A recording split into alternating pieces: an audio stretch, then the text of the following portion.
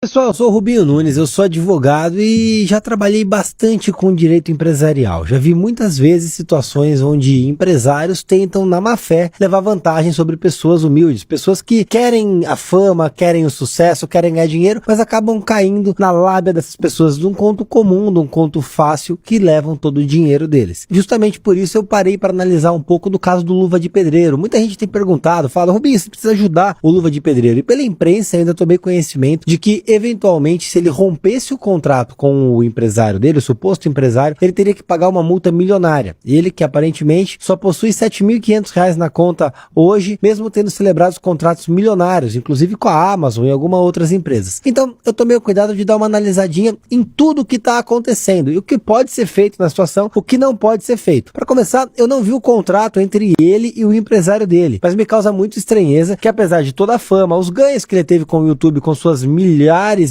de visualizações, ele só tem R$7.500 na conta, que mesmo fechando contratos com empresas tão grandes como a Amazon, ele tem uma quantia tão pequena na conta. E uma coisa que salta aos olhos é que ele é uma pessoa muito humilde, está descobrindo o mundo, a vida, as possibilidades da vida agora. E aparentemente o empresário é uma pessoa bastante experiente, que levou ele até grandes empresas, fez com que ele rodasse o mundo, ficasse famoso, mas aparentemente sem dinheiro. Antes de adentrar especificamente ao caso, vale lembrar para você que os contratos firmados por todo mundo são regidos por alguns princípios. Um deles, o princípio da boa-fé objetiva, que pressupõe a boa-fé entre as partes que celebram o contrato, e a bilateralidade, ou seja, que o contrato ele gera obrigações e benefícios para ambos os lados. Ambas as partes vão ganhar e ambas as partes vão ter obrigações dentro daquele contrato. Portanto, um contrato é leonino e abusivo quando uma parte está ganhando tudo e aparentemente a outra parte não leva a nada. E é exatamente isso que a gente está vendo no caso em análise. Quando a gente para comparar o caso do Luva de Pedreiro e verifica que ele não ganhou nada e aparentemente teve ganhos vultosos que ficaram todos na mão do empresário, o primeiro passo a ser resolvido, a ser tomada, a primeira medida que o Luva de Pedreiro deve tomar é justamente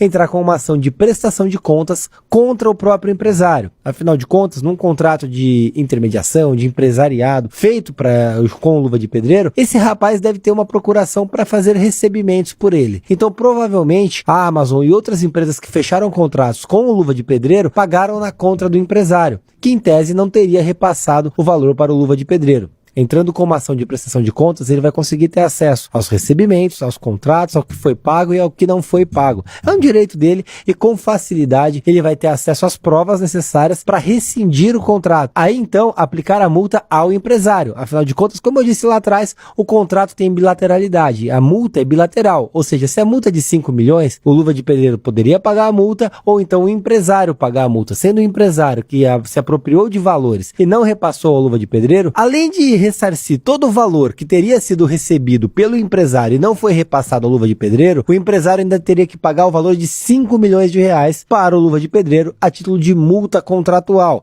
E ainda assim rescindindo o contrato, portanto livrando o Luva de Pedreiro para que ele possa tocar a própria vida, contratar um outro advogado. Vale dizer ainda que estamos falando de um eventual caso de apropriação indébita, portanto um crime na esfera penal. Além do ilícito civil que eu comentei com vocês há pouco, há o ilícito penal.